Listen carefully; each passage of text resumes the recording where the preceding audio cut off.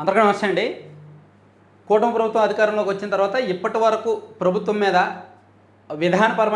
విధానపరంగా తీసుకున్న నిర్ణయాల్లో ఎక్కడా కూడా అవినీతి మరకలు ఆరోపణలు లేవు. ఏదో క్షేత్రస్థాయిలో కొంతమంది ఎమ్మెల్యేలో లేదంటే గ్రౌండ్ లెవెల్లో ఉన్న కొంతమంది అవినీతికి పాల్పడుతున్నారనే ఆరోపణలు ఉన్నాయి తప్ప పార్టీ పరంగా అంటే ప్రభుత్వ పరంగా తీసుకున్న ఇచ్చిన జీవోల్లో కావచ్చు, భూ కేటాయింపుల్లో కావచ్చు, విధానపరమైన నిర్ణయాల్లో కావచ్చు ఎక్కడా అవినీతి ఆరోపణలు లేవు. కానీ ఒక్క విషయం, ఈ వర్సా క్లస్టర్స్ అనే వాళ్ళకు భూముల కేటాయింపు విషయంలో మాత్రం ఒక పెద్ద వివాదం జరిగింది, కొన్ని ఆరోపణలు వచ్చాయి. దీని మీద ప్రభుత్వం స్పందించింది, పార్టీ స్పందించింది, ఆ వర్సా క్లస్టర్స్ ఆ ప్రతినిధులు నిన్న స్పందించారు, ఒక వీడియో రిలీజ్ చేశారు. సో ఇదంతా ఒక టర్నింగ్ పాయింట్ అన్నమాట. నిన్న కేశినేని నాని గారు, మాజీ ఎంపీ, విజయవాడకు 2 సార్లు ఎంపీగా పనిచేసిన కేశినేని నాని గారు నిన్న ఒక పెద్ద పోస్ట్ పెట్టారు, సీఎం గారికి లేఖ రాశారు, కొన్ని కీలకమైన అంశాలు ప్రస్తావించారు. సో దానిలో తెలుగుదేశం పార్టీ స్పందించింది. అలాగే ఆ వర్సా క్లస్టర్స్ ప్రతినిధులు కూడా మేము 2 సంవత్సరాల్లో ప్రాజెక్ట్ ఏర్పాటు చేసి తీరుతాము అని చెప్పారు. సో ఈ ఓవరాల్ వివాదంలో అసలు కేశినేని నాని గారు చెప్పింది ఏంటి, వాళ్ళు ఇచ్చిన వివరణ ఏంటి, దీనిలో ఎవరెవరి సంబంధం ఏంటి, దీని అవినీతి వ్యవహారం ఏమైనా ఉందా, ఏమేమి అనుమానాలు ఇంకా మిగిలి ఉన్నాయనేది ఈ వీడియోలో మనం ఉన్నట్టు డిస్కస్ చేద్దాం. ఫస్ట్ కేశినేని నాని గారు చేసిన ఆరోపణ ఏంటంటే, అసలు అంటే మీకు విషయం అయితే తెలుసు కదా మొత్తం. సో వర్సా క్లస్టర్స్కి వర్సా URSA క్లస్టర్స్ ఈ కంపెనీకి విశాఖపట్నంలో ఒక చోట 3.5 ఎకరాలు, మరో చోట 56.5 ఎకరాలు ల్యాండ్ ఇచ్చారు.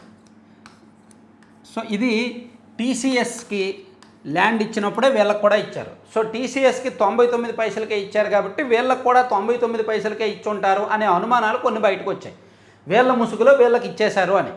కానీ నిన్న పార్టీ ఇచ్చిన క్లారిటీ ప్లస్ వీళ్ళు ఇచ్చిన క్లారిటీ ఏంటంటే, ఈ 3.5 ఎకరాలు ఏమో ఎకరం కోటి చొప్పున, ఎకరం కోటి రూపాయలు. సో 56.5 ఎకరాలేమో ఎకరం 50 లక్షల చొప్పున అనేది నిన్న తెలుగుదేశం పార్టీ అఫీషియల్ ఫేస్బుక్ పేజీలో పోస్ట్ చేశారు. సో 56.5 ఎకరాలేమో ఎకరం 50 లక్షల చొప్పున, ఈ 3.5 ఎకరాలేమో ఎకరం కోటి చొప్పున. అఫ్కోర్స్ ఇది కూడా రేట్ ఎక్కువే. ఇప్పుడు మధురవాడ ఏరియాలో ఎకరం 50 కోట్లు ఉంటుంది, అరౌండ్ ఒక 50 కోట్లు ఉంటుంది. అండ్ కాపులుప్పలో ఈ ఏరియాలో ఎకరం అరౌండ్ ఒక 30-35 కోట్లు ఉంటుంది. సో ఈ రేటుకి ఇచ్చారంటే చాలా తక్కువ రేటుకి ఇచ్చినట్టే. సరే, తక్కువ రేటుకి ఇచ్చినా సరే వీళ్ళు ఏం చెప్తున్నారు, వర్సా క్లస్టర్స్ వాళ్ళ వెర్షన్ ఏంటంటే, మేము 2 ఏళ్లలో ప్రాజెక్ట్ ఏర్పాటు చేసి తీరుతాము, 5,728 కోట్లు పెట్టుబడి పెడతాము, 2,500 మందికి ఉద్యోగాలు ఇస్తాము, ఇది 2 ఏళ్లలో పూర్తి చేస్తామని వాళ్ళు చాలా కాన్ఫిడెంట్గా పక్కాగా చెప్తున్నారు. ఇదిగోండి వాళ్ళు చెప్పిన వెర్షన్ కూడా మీకు చూపిస్తా. పెట్టుబడులను అడ్డుకుంటే రాష్ట్రానికి నష్టం, 2 ఏళ్లలో ప్రాజెక్టు ఏర్పాటు కాకుండా ప్రశ్నించండి, 99 పైసలకి ఎకరా కేటాయింపు అనేది అవాస్తవం, విలేకరుల సమావేశంలో వర్సా ప్రతినిధుల స్పష్టీకరణ. ప్రభుత్వ ఒప్పందంలో ఎకరానికి కోటి చొప్పున 3.5 ఎకరాలు, ఎకరానికి 50 లక్షల చొప్పున 56.5 ఎకరాలు కొంటున్నట్టు వర్సా క్లస్టర్స్ ప్రైవేట్ లిమిటెడ్ సహ వ్యవస్థాపకుడు సతీష్ అబ్బూరి తెలిపారు. మాకు 99 పైసలకి అనేది అవాస్తవ ప్రచారం అన్నారు. So Ursa clusters project promoter Jaitalluri, CEO Eric వార్నర్తో కలిసి అమెరికా నుంచి జూమ్ ద్వారా సతీష్ విలేకరులతో మాట్లాడారు. ఈ ప్రాజెక్టు ద్వారా వివిధ దశల్లో 5,728 కోట్లు పెట్టుబడి పెట్టి ఏపీకి వస్తాయి, ఈ సంస్థను కొత్తగా ఏర్పాటు చేశాము, ఒప్పందానికి ముందు సంస్థ పూర్వపరాలను ప్రభుత్వం పరిశీలించింది అని మొత్తం వీళ్ళు ప్రాజెక్టుకి సంబంధించి ఎక్స్ప్లెయిన్ చేశారు. ఇక్కడ వరకు క్లారిటీ ఉంది కదా. సో మొన్న 99 పైసలకు TCSకి ఇచ్చారు కదా, వీళ్ళకి కూడా అదే రేటుకి ఇచ్చారనే అనుమానాలు ఉన్నాయి. దాంతో ప్రభుత్వం కొంచెం లేటుగా స్పందించి క్లారిటీ ఇచ్చింది. అది ఒకటో విషయం. ఎందుకు లేటుగా స్పందించిందంటే, ఇచ్చిన రోజు సాక్షిలో ఒక వార్త వచ్చింది, ఆ తర్వాత వైర్లో ఒక వార్త వచ్చింది, నేషనల్ మీడియా వైర్లో ఒక వార్త వచ్చింది. అయినా సరే ప్రభుత్వం నుంచి స్పందన లేదు. సో అందుకు నేను కూడా కొన్ని అనుమానాలు అయితే ఉన్నాయి ప్రభుత్వం మీద, ప్రభుత్వం క్లారిటీ ఇవ్వాలి అని నేను ఒక వీడియో చేశాను. కొన్ని అనుమానాలు ఉన్నాయి, అది కొత్త కంపెనీ కరెక్టు. ఇప్పటికే చెప్తున్నా, వర్సా క్లస్టర్స్ అనేది కొత్త కంపెనీ, వాళ్ళు 2025 ఫిబ్రవరిలో ఏర్పాటు చేశారు. సో ఆ కంపెనీకి అంత కెపాసిటీ ఉందా, వాళ్ళకి నిజంగా అంత విలువైన భూములు ఇవ్వచ్చా, ఇవన్నీ అనుమానాలే. ఆ అనుమానాలను ప్రభుత్వం కొంచెం లేటుగా నివృత్తి చేసింది. పైగా ఇక్కడ కేశినేని నాని గారు ఏం ట్వీట్ చేశారో, ఏమని పోస్ట్ చేశారో ఒకసారి చూడండి. ఇదిగోండి, I would like respected Chandrababu Naidu garu, I would like to begin my sincerely appreciating your bold and visionary step allotting land to Tata Consultancy Services TC in Visakhapatnam.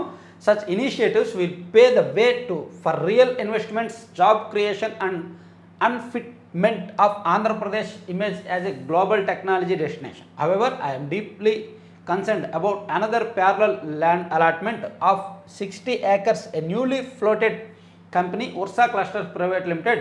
దీని సారాంశం ఏంటంటే, ఇందులో ఈయన రాసింది ఏంటంటే, ఇదంతా కూడా కేశినేని చిన్ని వాళ్ళ బినామీలది. కేశినేని శివనాథ్, విజయవాడ ఎంపీగా ఉన్న కేశినేని శివనాథ్ వాళ్ళ బినామీలే వాళ్ళు. సో కేశినేని శివనాథ్ అండ్ అబ్బూరి సతీష్ అనే వ్యక్తి ఇద్దరు గతంలో కూడా వ్యాపారం చేశారు. 21st Century investments and properties private limited అనే సంస్థను స్థాపించారు.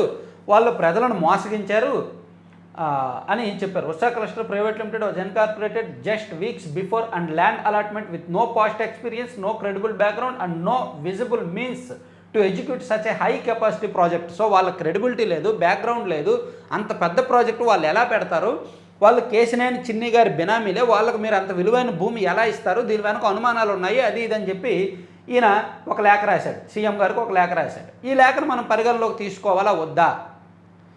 ఈయన్ను ఈ లేఖ కింద కామెంట్లో చాలామంది తిడుతున్నారు.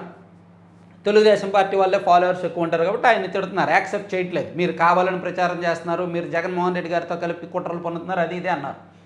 నేనేం చేశాను, నిజంగా ఈ 21st Century ఇన్వెస్ట్మెంట్స్ అండ్ ప్రాపర్టీస్లో నిజంగా ఇలా పాత్ర ఉందా, వీళ్ళిద్దరు పార్ట్నర్సేనా అని చెక్ చేశాను. గూగుల్లోకి వెళ్ళి గూగుల్ ఓపెన్ చేసి ఈ 21st Century investments and properties private limited అనేది చెక్ చేస్తే అందులో డైరెక్టర్స్ నేమ్ ఆఫ్, అది కంపెనీ ప్రస్తుతం లేదు, స్ట్రైక్ ఆఫ్లో ఉంది. ఆ డైరెక్టర్స్ పేర్లు చూస్తే ఇదిగోండి, లతా అబ్బూరి అండ్ రామకృష్ణ అబ్బూరి అనే పేర్లు ఉన్నాయి. అంటే సతీష్ అబ్బూరి గారి పేరు లేదు, కానీ ఆ కుటుంబ సభ్యుల పేర్లు ఉన్నాయి. అలాగే కేశినేని శివనాథ్ అంటే కేశినేని చిన్ని గారి పేరు కూడా ఉందన్నమాట.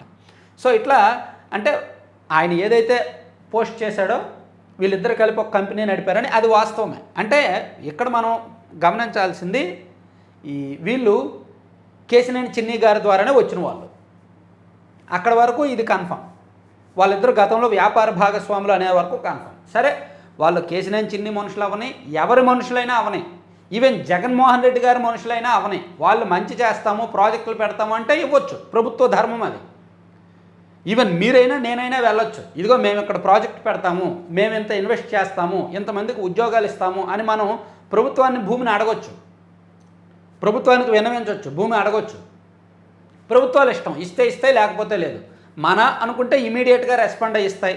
వీడు మనోడు కాదు అంటే పరిశీలించి వెరిఫై చేసి బ్యాక్గ్రౌండ్ చూసి, వరా నువ్వు 2 నెలల కిందటే కంపెనీ పెట్టావు, నీకు ఎలా ఇస్తారా అని అడుగుతారు.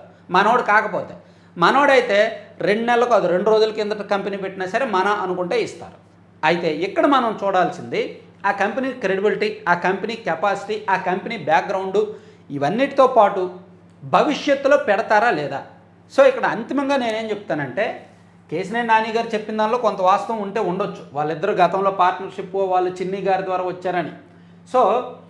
మనం ఫైనల్గా మనకు రావాల్సింది, నిజంగా వాళ్ళు 2 ఏళ్లలో కంపెనీ పెడతారా లేదా, 2 ఏళ్లలో 2500 మందికి ఉద్యోగాలు ఇస్తారా లేదా. అలా ఇవ్వకపోతే ఖచ్చితంగా దీని అపవాదుని ప్రభుత్వం మొయ్యాలి, ప్రభుత్వానికే ఈ చెడ్డ పేరు వస్తుంది. ఇది 2025 ఏప్రిల్. 2027 ఏప్రిల్ కల్లా వాళ్ళు అక్కడ పెట్టాలి. వాళ్ళే చెప్తున్నారు 2 ఏళ్లలో కంపెనీ పెట్టకపోతే ప్రశ్నించండి అని వాళ్ళే చెప్తున్నారు. 2 ఏళ్లలో ప్రాజెక్ట్ ఏర్పాటు కాకుంటే ప్రశ్నించండి అని. వెయిట్ చేద్దాం, 2 ఏళ్ళు కాదు 3 ఏళ్ళు వెయిట్ చేద్దాం. ఇది 2025 ఏప్రిల్ కదా, 2028 ఏప్రిల్ వరకు వెయిట్ చేద్దాం. నిజంగా కంపెనీ రాలేదనుకోండి, 2500 మందికి ఉద్యోగాలు ఇవ్వలేదనుకోండి, ఇన్వెస్ట్మెంట్స్ రాలేదనుకోండి, అప్పుడు గట్టిగా ప్రశ్నించవచ్చు. వచ్చే ఎన్నికల్లో దీన్నే ప్రధాన అంశంగా, ఇదిగో మీరు ప్రభుత్వం ఏర్పడిన 10 నెలల్లో పలానోళ్ళకు భూమి ఇచ్చారు, వాళ్ళు 2 ఏళ్లలో పెడతానన్నారు, పెట్టలేదు అంటే అది తప్పు జరిగినట్టే, అప్పుడు వచ్చిన అనుమానాలు నిజమైనట్టే, అప్పుడు గట్టిగా అడగొచ్చు అనమాట. ఇదంతా కొంచెం అంటే కొత్త కంపెనీలు రావడానికి, కొత్త కంపెనీలకు ఖచ్చితంగా భూములు కావాలి కాబట్టి మనం ఆ రకంగా ఆ కోణంలో కూడా చూడొచ్చు. కాబట్టి ఈ వ్యవహారం ఈ ఉర్సా క్లస్టర్స్ వ్యవహారం ఎక్కడితో ముగిసిందనే అనుకుందాం. వైసీపీ వాళ్ళు చేసిన ఆరోపణలు కూడా ఇక్కడితో ఆగుతాయని ఆశిద్దాం. Thank you.